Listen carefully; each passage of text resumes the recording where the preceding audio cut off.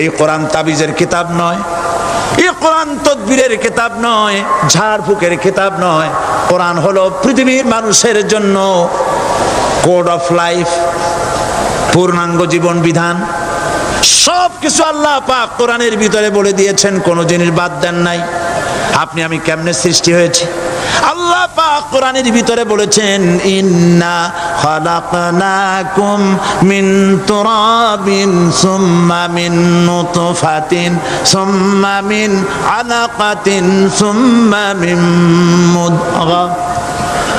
নিষ্প্রাণ মাটি দিয়ে তোমাকে উৎপন্ন করা হয়েছে, নিষ্প্রাণ মাটি উপাদান দিয়ে তোমাকে তৈরি করা হলো।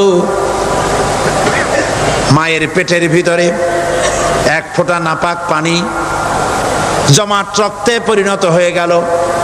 জমাট রক্ত আস্তে করে